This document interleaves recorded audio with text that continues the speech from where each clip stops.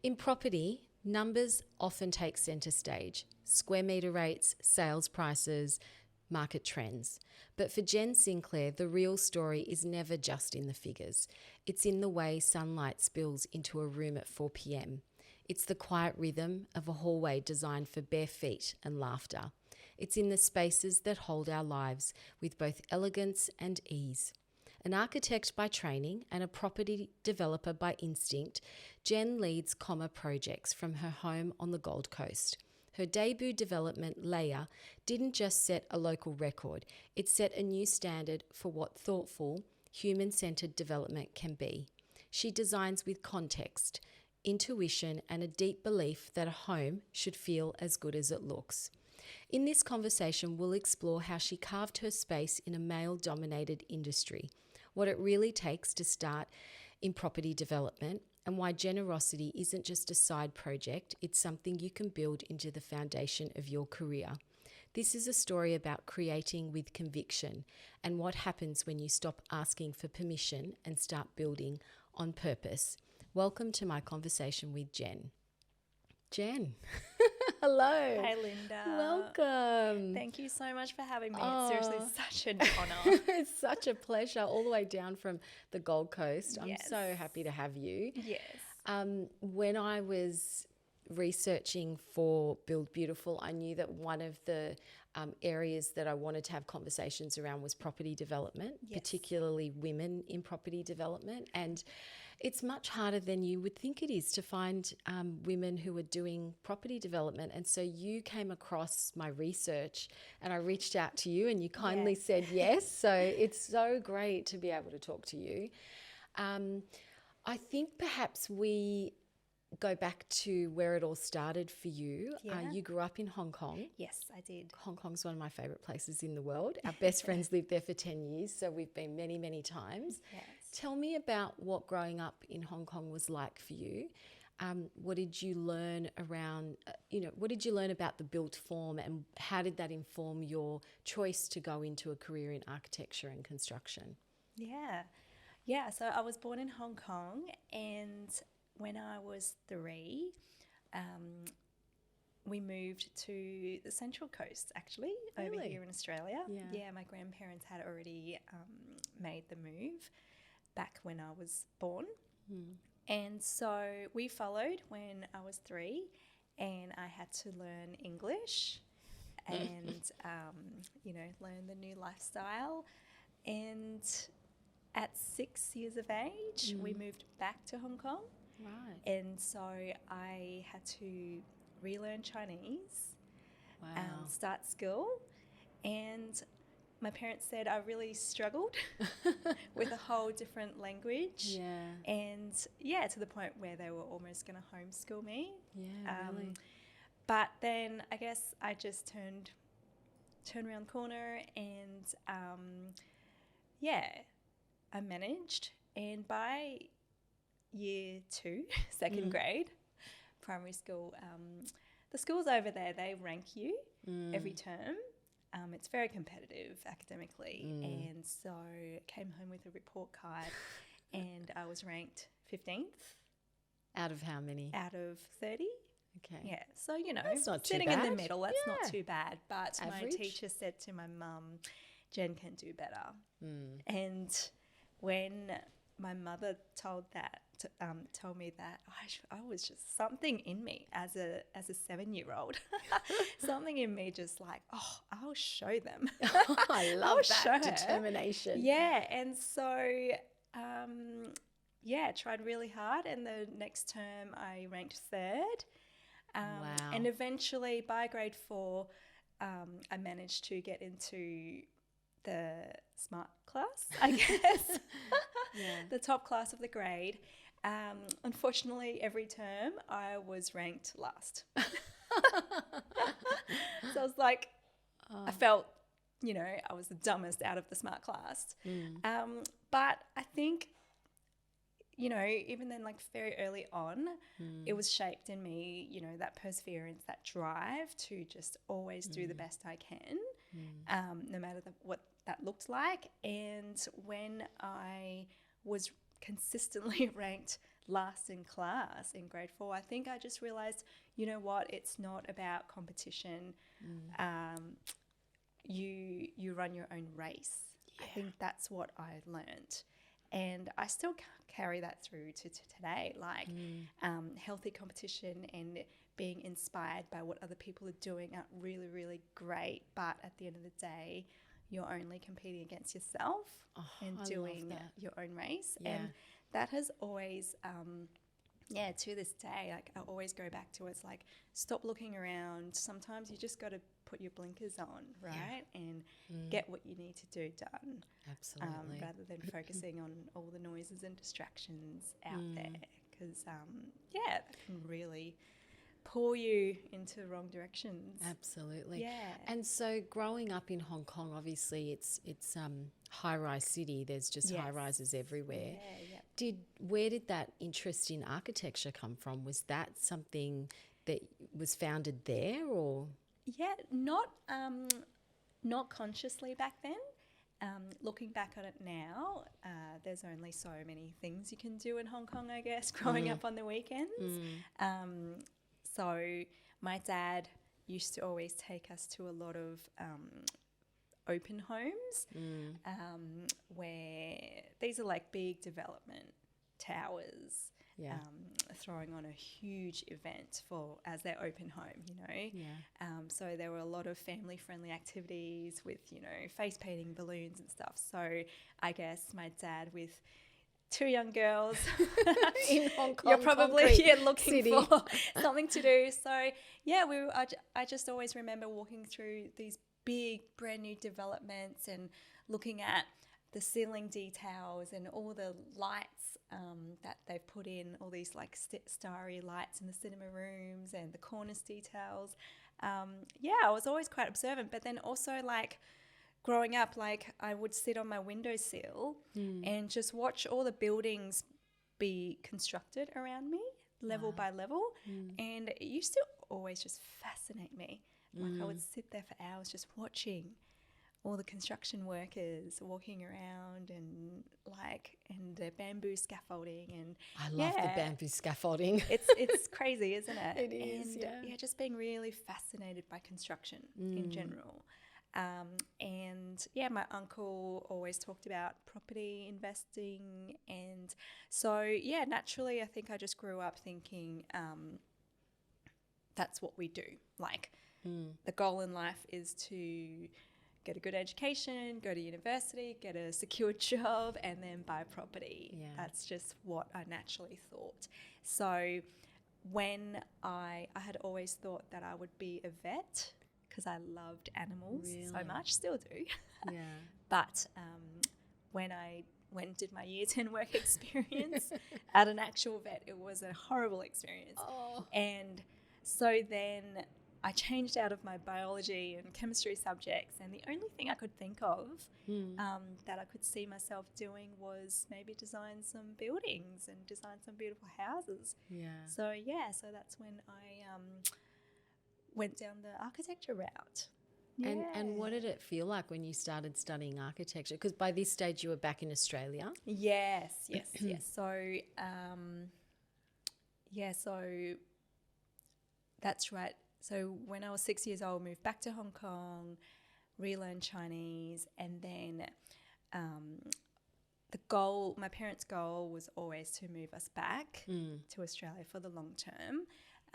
So in year 5, I got put into an international school where I had to relearn English again.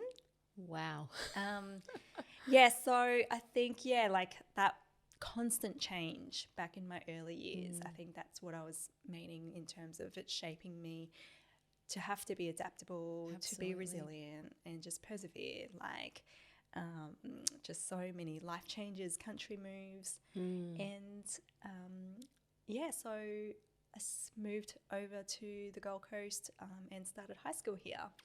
And then did uni in Brisbane. So the architecture course itself was arty-farty.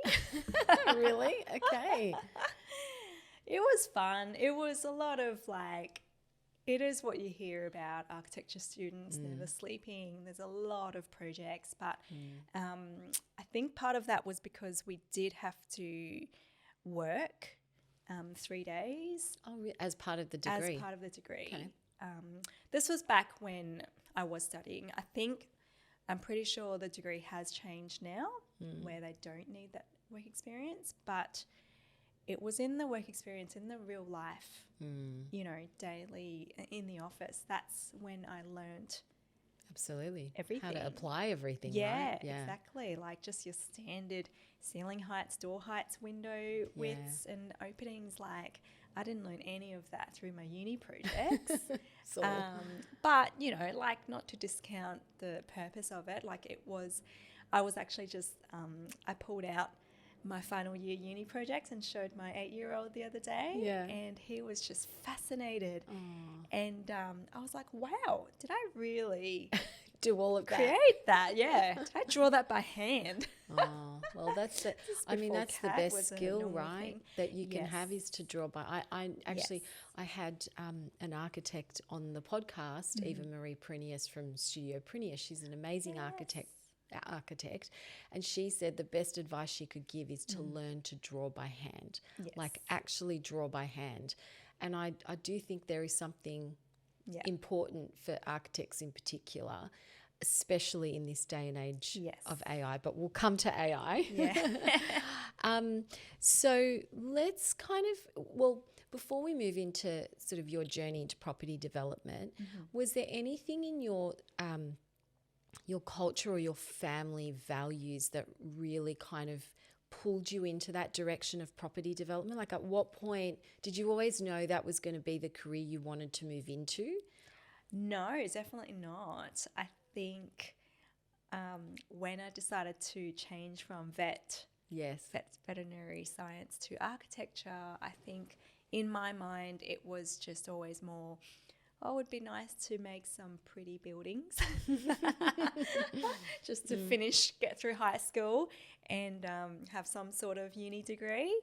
And I think growing up in Hong Kong, property development to me meant, blocks and blocks and blocks of large scale high-rise buildings built, set on the side of a hill kind of thing. Yeah. So I think that was always like a wild dream to, one day wouldn't it be fun to if I was doing that? Yeah. So I think growing up, the term property development was always so unreachable. Yes. Yeah. But it wasn't daunting though in saying that. I think because, my uncle, my dad, like property talks were always in the family. Yeah. So, it was never like I can never achieve that. That's amazing. Yeah. So your first development wasn't really planned. You renovated a meth damaged house. Is that right? So tell me about that whole experience and why did you buy this house? Was it that you just got it for rock bottom price or?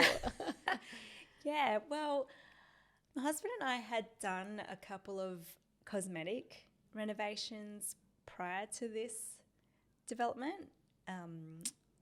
Obviously coming from architecture and I was always into renovating and I guess, our valuing properties. And so when my husband and I, what happened with, I feel like, maybe like a bit of more of a timeline would give us some content. Okay, great. Let's go back then.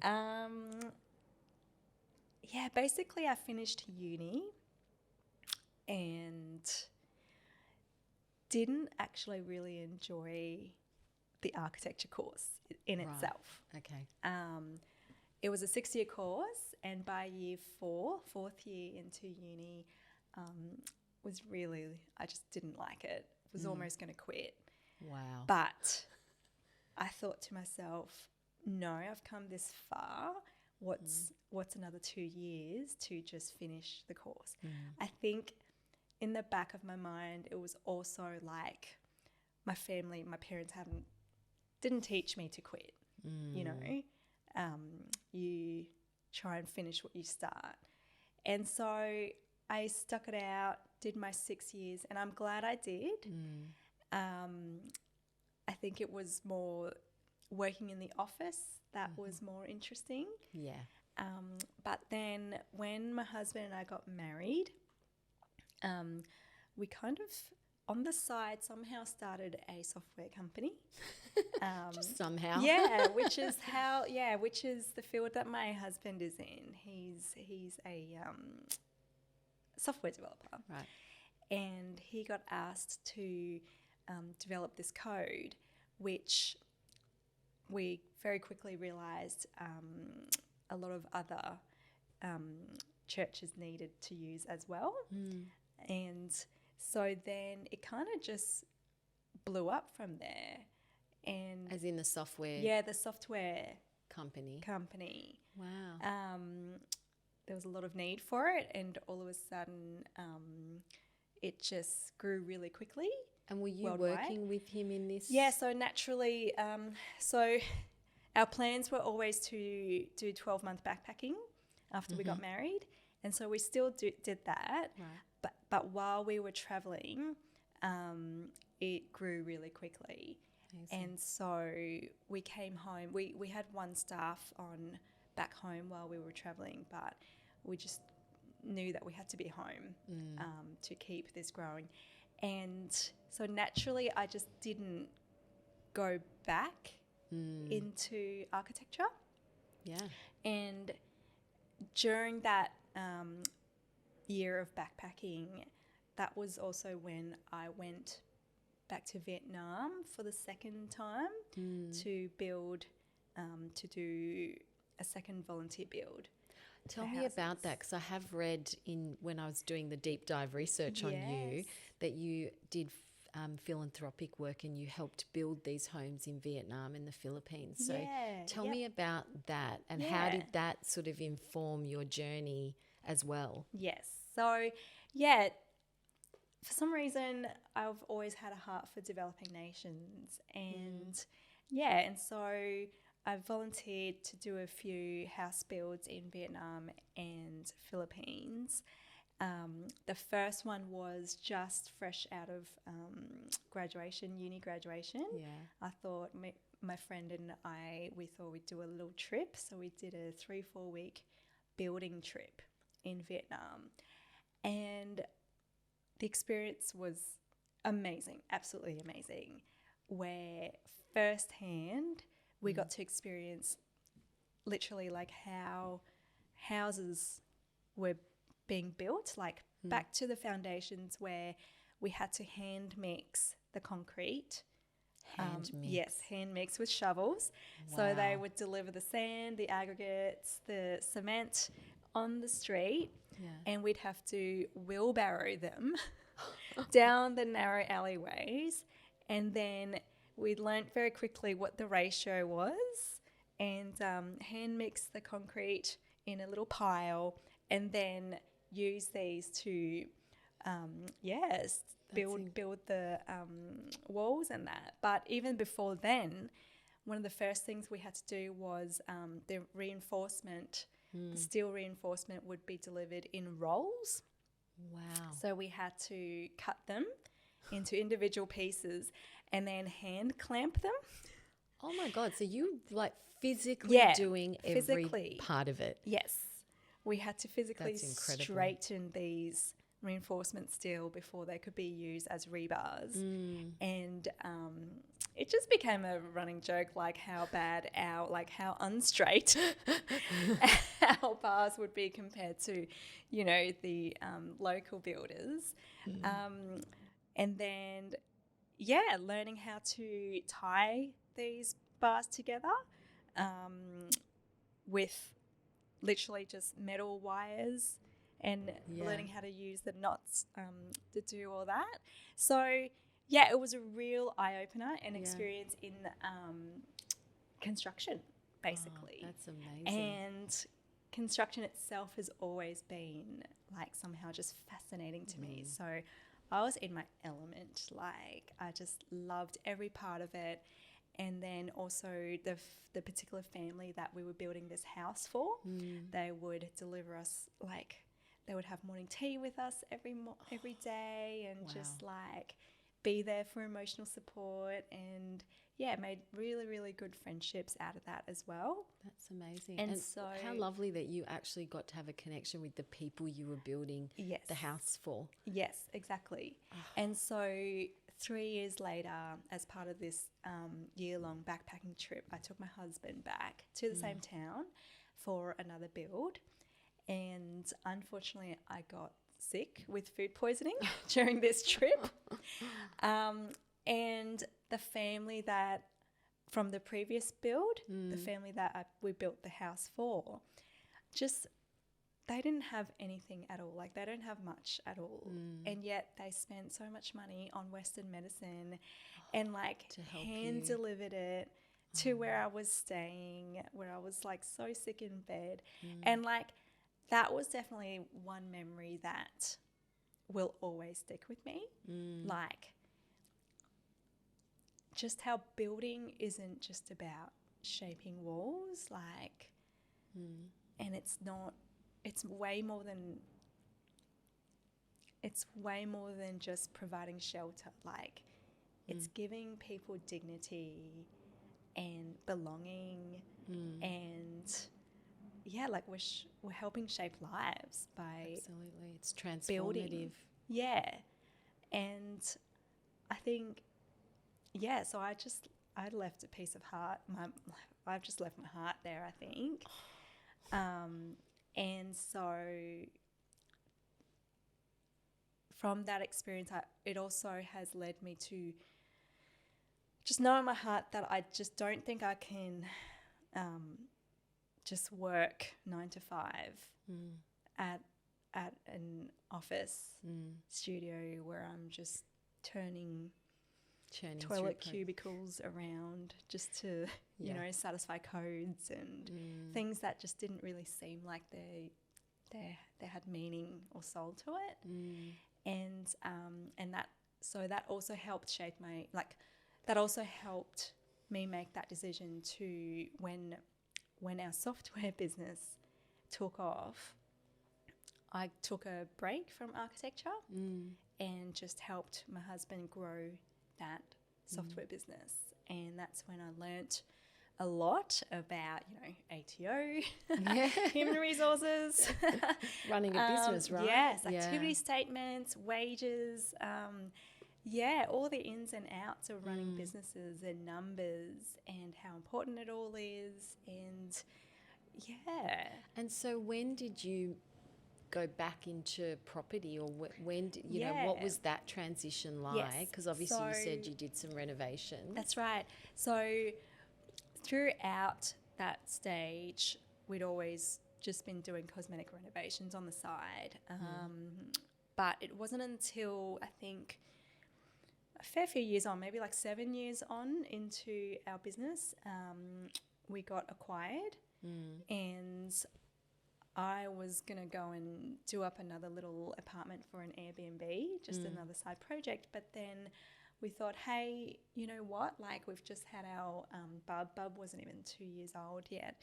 And we thought, why don't we build a custom home for ourselves instead of just another side project? Sure. And so that was when, that was how the first, I guess, build came This about. was the meth.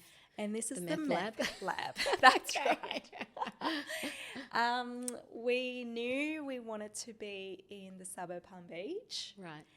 And this particular home, we did drive past it, and it wasn't pretty, basically. It had a fence. It was all fenced off. And I was like, didn't really think much about it. And then they had an open home on Australia Day, and we just happened to be just at the beach. And I just kind of just casually dropped it to my husband. I was like, oh, there is an open home down the road.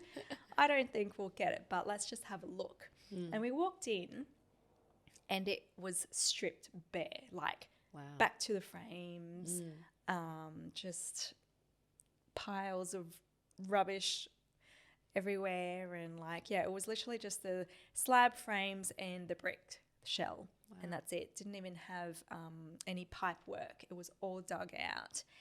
And I just thought, oh, this is great. Like, let's demolish. This. And I saw the potential all of a sudden. And we put an offer in and, just eventually just somehow secured it. Wow. And we were very excited about it until literally one day out of it going unconditional. Yeah. 24 hours. I found out the history of it. Oh, no. Yes. And I panicked. It turns out that it was the well-known meth house of the suburb. And somehow we didn't know about it, coming from a different suburb. And so I just was calling the crime scene people, because they're the ones who deal with meth testing. Right. And very quickly we had tests done. Oh, so you tested the soil? Yes. Not even the soil, just the frame. They did swabs on the frames, the slab.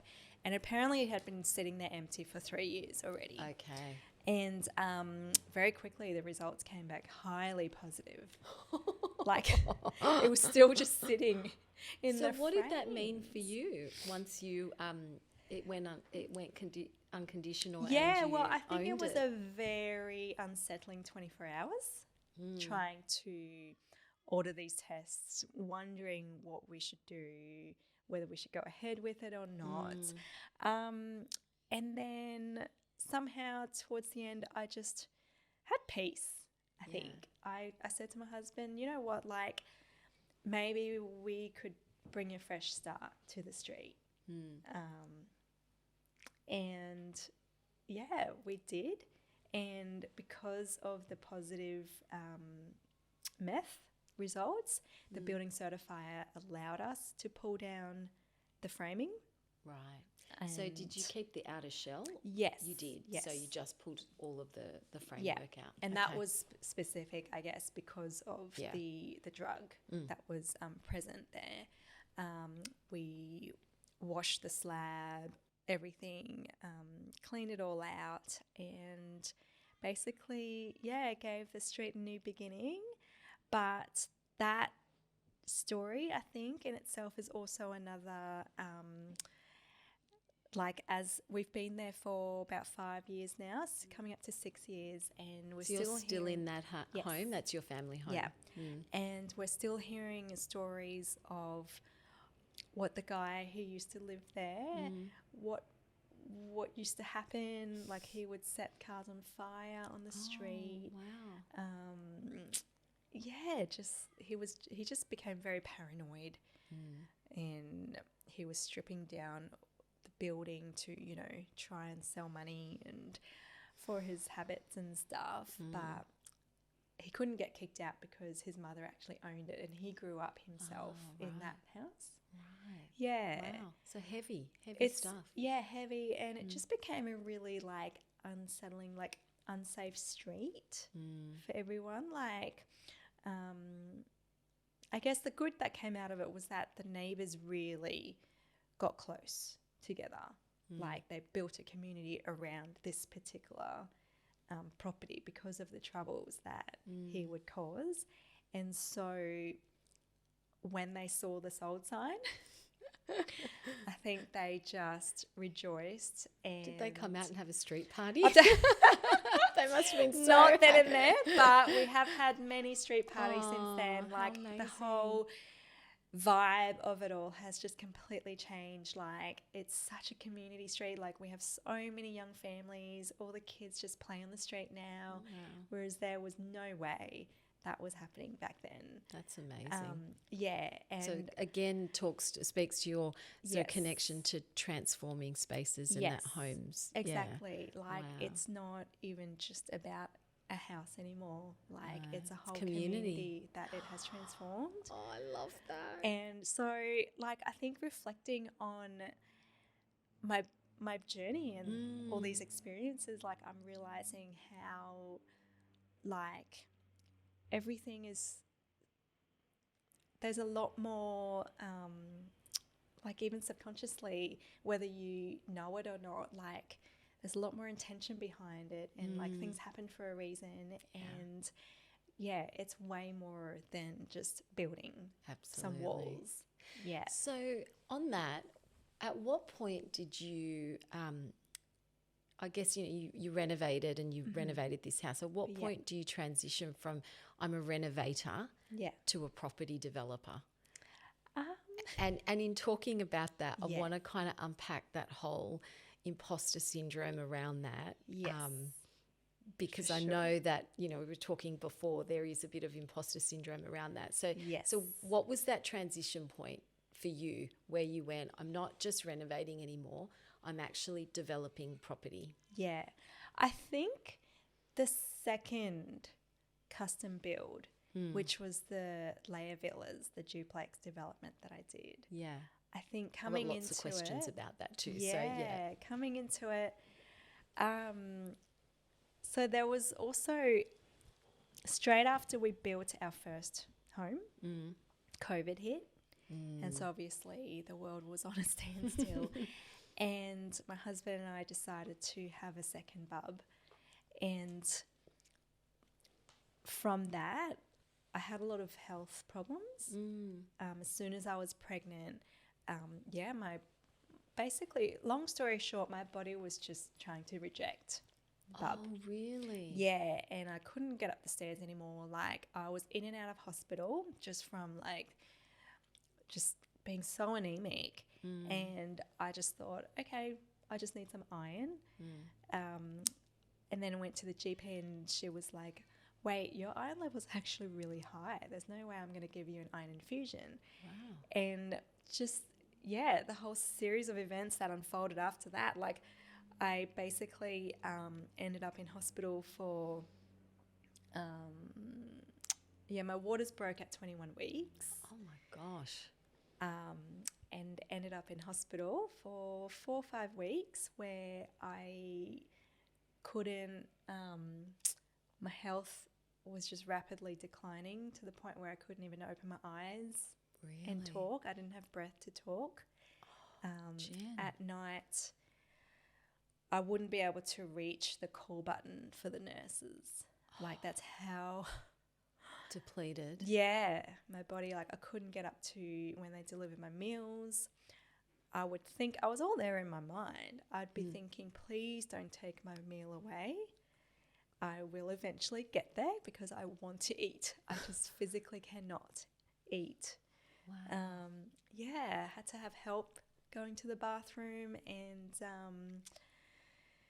my heart would just, my body would just be in overdrive just to digest a meal. Did they work out what it was? No, unfortunately. They never knew what it was. Did every test under the sun for autoimmune, for cancer, anything rare, like everything came back negative, and yet my blood levels were dropping like crazy. So hang on. So 21 weeks your water broke. Did you deliver this baby? So no.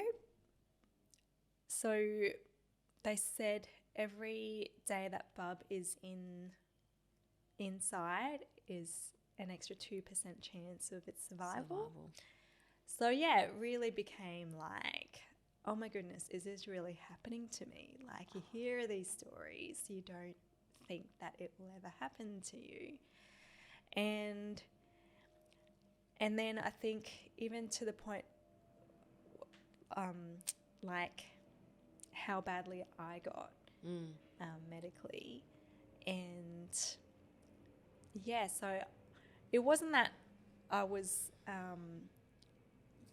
be ordered for bed rest. It was literally that I just could not physically even get up. And so at 26 weeks, they had to get Bub out. I had gotten an infection and we're both at risk of sepsis. And so she came out 3.5 months early, and then my body slowly recovered. And I guess they just, at the end of the day, they just put it down to pregnancy-related anemia. Wow. And Bubby's well? And Bub, so we went through her hospital journey for the next 4 or 5 months. And so she was delivered the week of Christmas, and she came home Easter Sunday. And it was just survival, basically. Gosh. Absolute survival. So when you reflect back on that experience, what do you what have you learnt about yourself going through something? Because that's traumatic. It was huge. And how long ago was that?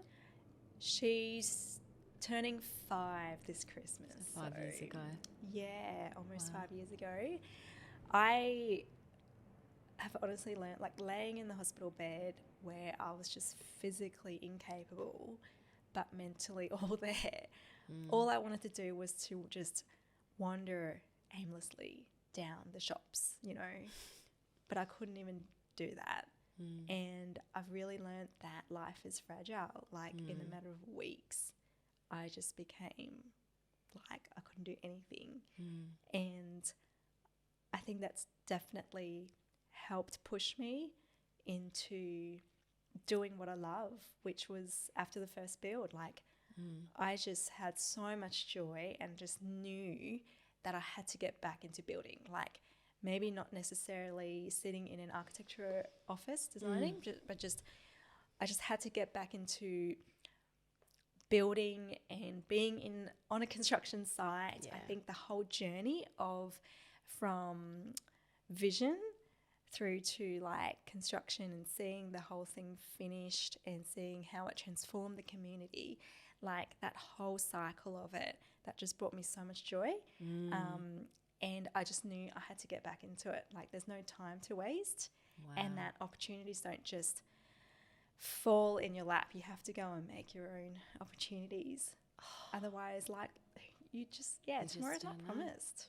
Oh my God. Jen, I had no idea. Like, that's amazing, honestly. Thank you for sharing that. Thank you. I think, like, there's still a lot to unpack, I think, from that journey. Yeah, of course. But do you feel like I have this thought in my head that sometimes when you can go through something difficult, and I don't know, because, that's very traumatic to almost lose your child and almost lose your life. Can you look back at that experience with some level of gratitude almost for it? Oh, yeah. Like, yeah. I think everything in life not necessarily happens for a reason, but you can use that. Yeah. Like, that doesn't define. You don't have to stop there. It's what you do with it. And and how you've you done mold it and amazing shape it. things with it. I mean, it's incredible what you've gone on to then achieve. Like, your layer project was record breaking dollars. I mean, just let's talk dollars and cents. Yeah. That's incredible. And I can see now the fortitude, because for me it feels like there's a lot of resilience when I look back at, just moving backwards and forwards from Hong Kong to Australia and relearning languages, and that takes resilience and fortitude, and then to go through sort of quite a serious life-threatening experience. Yeah. So, and property development generally is not for the faint-hearted, let's be honest. No. It's not at all. So let's talk about layer and let's talk about property development and what advice you might give people who would be listening to this podcast thinking I'd love to get into it. Yeah. But let's talk about layer first. So you've obviously gone through this traumatic experience and then you've gone, right, there's not a minute to waste. I want to be a property developer. Definitely. Yeah. So talk me through how you got to this next big project. Yeah. So as soon as I think my body was like, I was feeling a little bit better, and Bub was still in her little carrier actually, I went and tried to secure my second build. I had a lot of advice from my builder.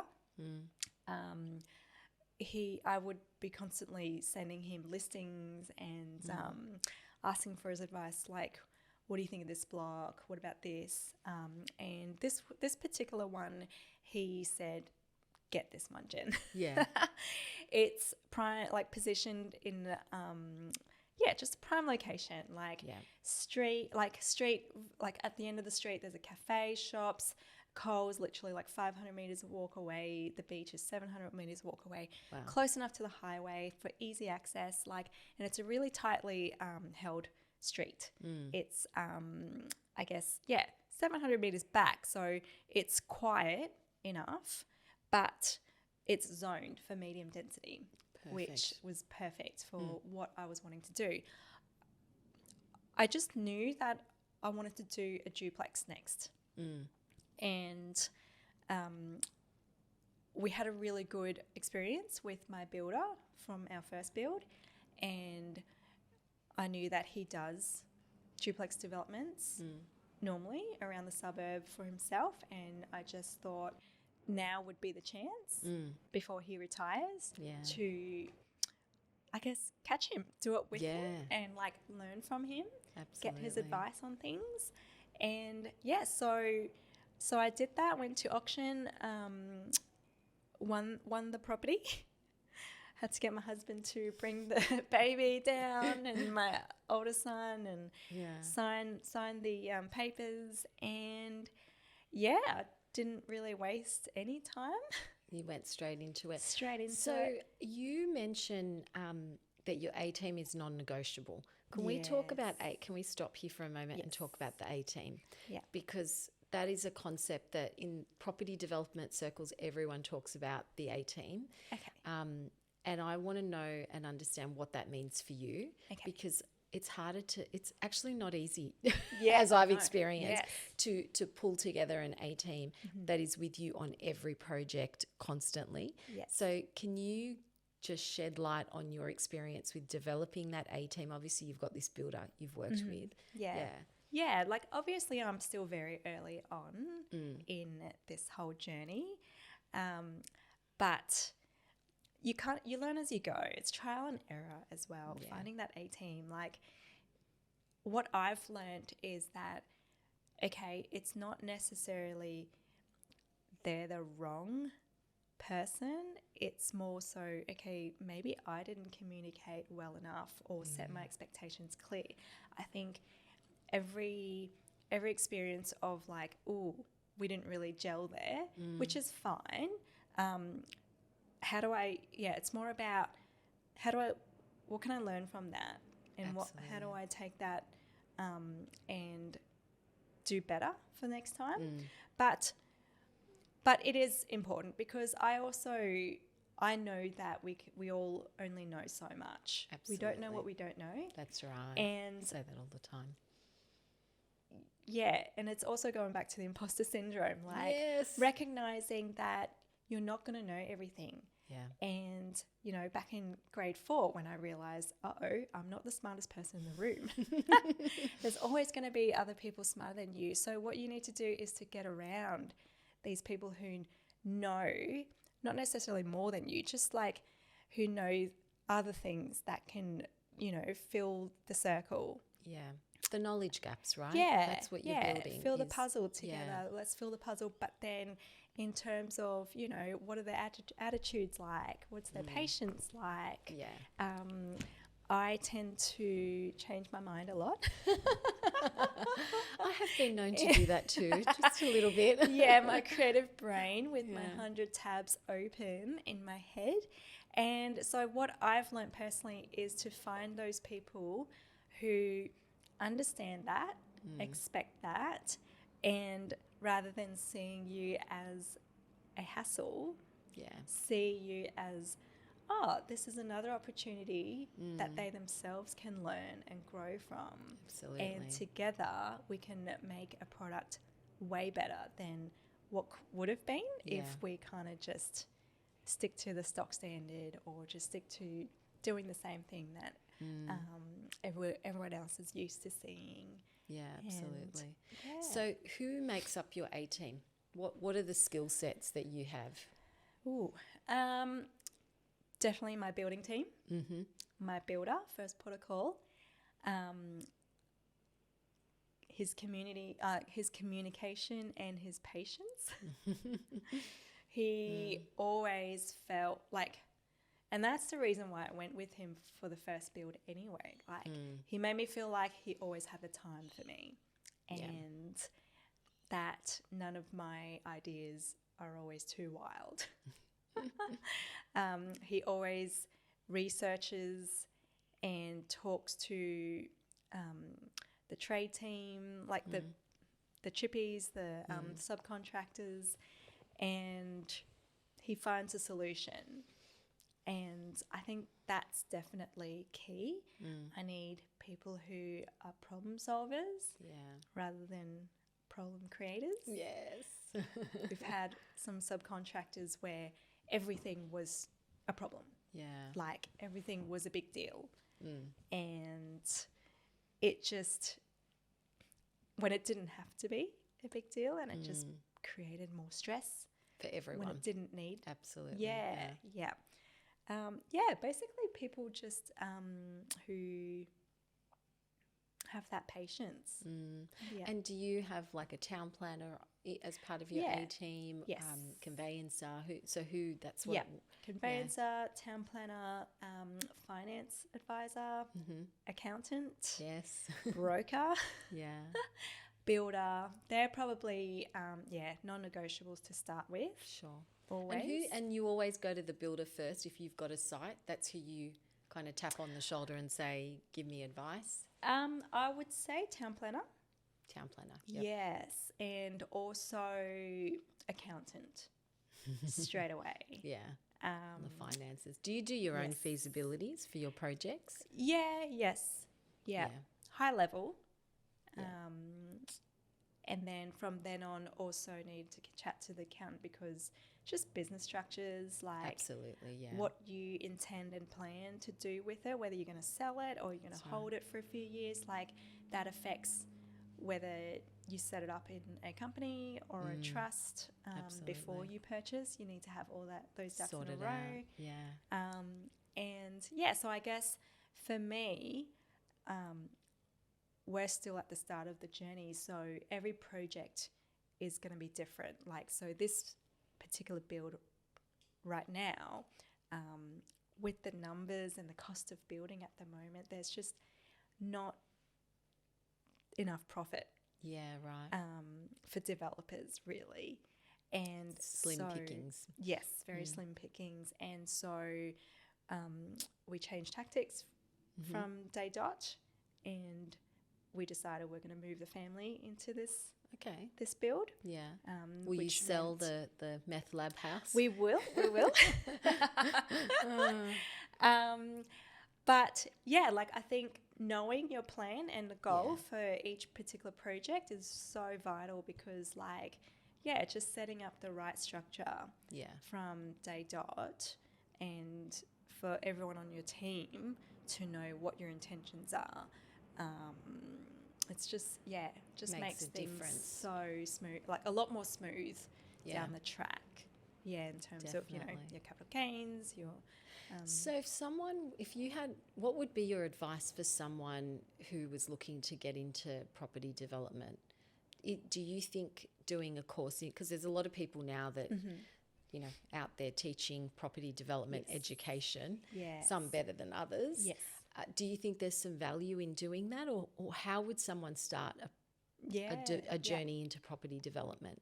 Yes, I definitely think there is huge value if you find the right course.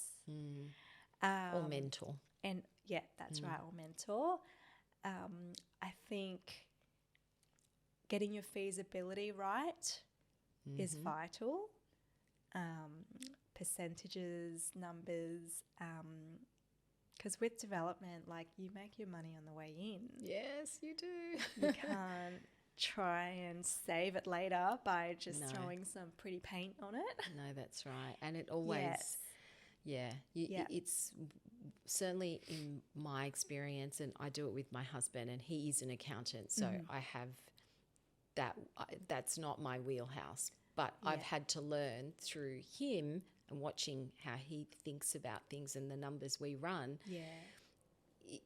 The margins are slim. Yes. And we have to be so strategic. And I think that's where my skill comes in that I'm trying to produce the best product for the target market that hits the spatial layouts, number one, because, you know, the layouts the floor plans have got to be good and functional. Yeah. And then working out where to spend the money on the aesthetic stuff and what's that, you know, highest return on your visual investment. So, and I know that's something you do really well. Thank you. Tell me about how you approach that, because it is a tightrope that we're on. Yes. I think I trusted my instincts. Yeah. I just saw Gold Coast, and it's continually growing. Like, it's a huge market. Yeah, where we are positioned geographically, and the southern end of Gold Coast too. Like, we're close to the beach, we're close to the hinterland, we have like easy access to the airport, and it's very attractive for a lot of interstate buyers who can just live wherever and still commute back to Sydney. You know, door to door, it takes 4 hours, and that's it. So, that's right. And it's still very undervalued, I think. And I just knew the suburb is gentrifying. I did try and, you know, use wisdom and I sat down with some real estate agents while I was working out my floor plan. And the main one who had been selling in the suburb for quite some time told me that my target market would be like the retirees. So only do 3-bedroom and maximize the living space, which makes sense. But something just didn't sit right. And I just felt like, no, it's changing over. We have so many young families moving in, and also the multi-generational living, which is huge now with the cost of houses. Like, so with a lot of respect for what his advice was, I went ahead with my 4-bedroom, family-friendly, 2 living spaces, and somehow I squeezed 290 square metres of living space for each duplex, which is quite big. Yes. And, and both the buyers for both villas A and B, were young families. Really? So, and I think... So your instincts were right. Yeah. So it's also, you know, imposter syndrome, but also like, really trusting your gut as well. Yeah. Like, I just thought he's like that particular real estate agent, he'd been in the suburb for a while, but I just feel like, no, there's a whole new wave coming through. And I guess you represent the target market as well. Yes. So you know it intimately because you are the target market. That's it, true. So let's talk about imposter syndrome. Yes. It's a very male-dominated industry. It is. How do you feel about being a female in what is traditionally mostly males? And how have you had to learn to adapt and grow and reshape that thinking? Because it is like anything new, anything where you're sort of still early on a journey is hard. Yes. So how do you talk yourself through that thinking? And do you still have it, do you think? Because you're into project 3, 4 now? Yes, I think I'm thankful that I've always had a bit of confidence.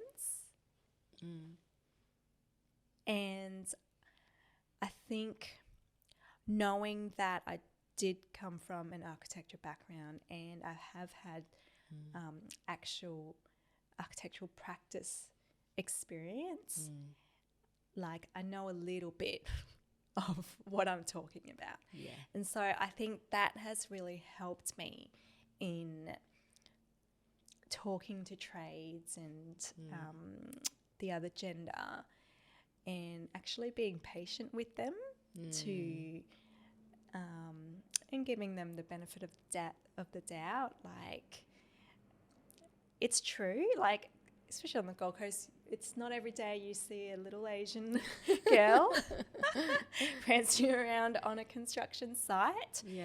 But quite strangely, I naturally just feel so at home on a construction site as well. I love a construction site. Yeah. I'm never happier except when I'm on a construction site. Yeah, There's isn't something that funny? really, I love the chaos of it because you're creating. Yeah, it's it. that concept of you're building something, you're creating something. There's nothing, there is no better feeling. And I think just knowing that things are moving, things are happening. I think when Leia Villas were coming to an end, I was getting, oh no, where am I going to go next? You mean I have to sit at home? Like, That's very depressing. Yes. But yeah, back to having to prove myself, like, very early on, some of the subcontractors, like I've literally been asked, like, are you even going to be able to build this thing, Jen? And I think maybe it took me back to when I was in year 2 and getting that ranking on my report card. I was like, I'll show you. Yeah. I love it. Oh, I love that. I think a bit of doubt always fuels my drive. Yeah. And yeah, just not being afraid to speak up. But being wise as well, like learning, teaching myself industry talk. Yeah. Absolutely. Don't just assume and expect people to think you know what you're talking about if you actually don't. Yeah. So, it does help to spend a bit of time doing your own research. That's right. And also, I think being authentic about the fact that we don't know everything. We can't possibly know everything. And so I do like to believe that people want to help you generally. Yeah. You know, I think if you're a good person, you'll attract good people. And so I think when you put your hand up and say, look, I actually don't know the answer to this. Can you help me get to the right answer?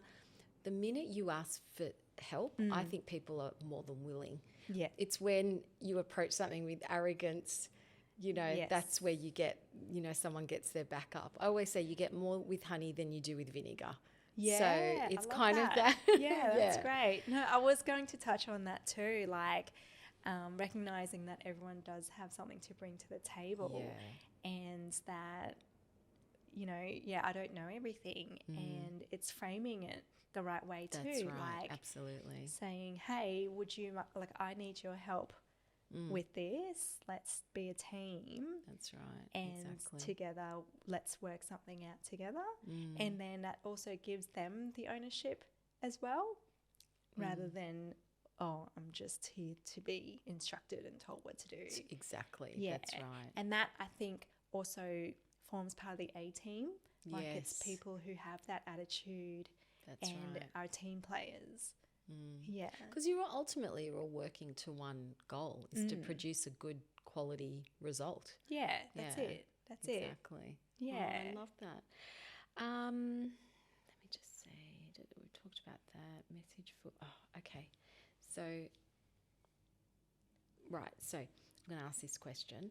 So what's your message to women who want to step into property development but feel like they lack either experience or capital, or like what's the advice on how a female in particular can get started? Yeah. The one main thing is to get yourself into a community of other women who are doing something similar or have the same interest. I think there is such power to community. Yeah. And even if, like, all it takes is just someone else who have the same interest so that you can cry on their shoulder when things aren't happening, or because they get it. Yeah. Like, they get the stress that you've had just to get the kids to school and then to rock up to site to find out half your tiles are broken or something. Like, just little things like that in those moments. And you just never know, you know, where those relationships can take you. Like, you might end up going down a joint venture together and, or you,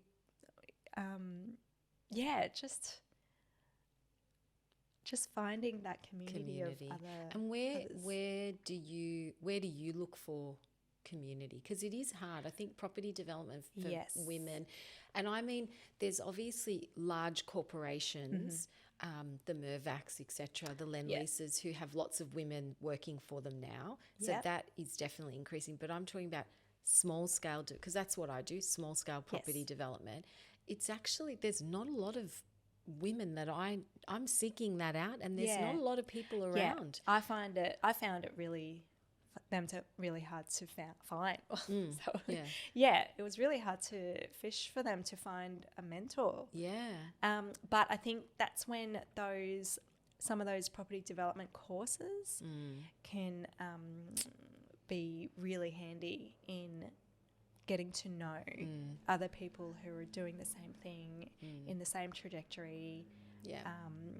I think some online groups, like Facebook groups, doesn't cost anything to join. And they do regular, like, monthly meetups just at the local pub, where you just get together, share what you're doing, and just learn from each other. Absolutely. And I think in those moments there's also a lot of joint venture opportunities. Yes, that's right, because that's where the capital piece comes in, because sometimes you can find a site, but you know, it's too big for yourself. Of course. So definitely. I think joint ventures are a good opportunity. I want to quickly, before we wrap up, I want to touch on AI. Oh, yes. So tell me your thoughts on AI, and because you have sort of been quoted on your thoughts on AI. So just, for our little community. Super interesting. My husband is so for it, and it gets him so excited. He's always talking about AI, and I am too. I am excited. I'm always open to change and how things can help us do better in terms of efficiency and timelines. I personally am still struggling to find any programs, any GPTs that is really helping me with saving time. Me too. I've tried to build GPTs to find sites, to analyse sites, and they do okay, but it's just as easy to kind of go on to, do my process that I would normally do. So, that's interesting. I can definitely see the potential in, changing, like doing quick renders in different material changes. I think those are super helpful if I wanted to change the island bench from this stone to that stone. Sure. But even then, I think that's probably, from what I've personally seen, I could be wrong, there could be something awesome out there now that I don't know about, but it's really been helpful as far as that. Maybe I'm not prompting, maybe I'm not using the right prompts. I think it's a practice, definitely. My experience with AI is you prompting is everything. Getting that prompt correct, giving it as much context and detail, but I don't think it. I mean, you've been quoted to saying it can't replace that human touch. No, and so that's it. I think that instinct, right? That instinct, and that's the thing. Like, I see a lot of potential in terms of it making aesthetics you know, being, you know, on point. But I just don't think it can ever replace how a design changes the community, or how it'll bring dignity to a family.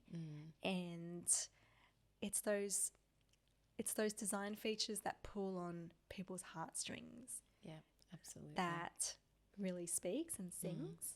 Yeah. Once people move in, make it a home, like it's about their soul. Yeah, and, absolutely. yeah, life, not just something pretty. Like, it doesn't make any sense if it looks pretty but it serves no purpose. One. Yeah. That's right. Yeah. What an amazing conversation, and thank you for being so honest and sharing your journey. I feel like it's such a privilege to hear your story. Oh, We ask every guest Yes. our signature question, which is, what does Build Beautiful mean to you? Build Beautiful for me definitely means a lot more than just designing something and shaping walls. It's shaping people's lives. It's giving those elements that pull on people's heartstrings and enrich families' memories and lives, rather than just stock standard. It looks pretty, but it serves no function. Yeah. Love it. Thank you, Jen. That's okay. That was Thanks for amazing. having me. It was such a pleasure. Thank you.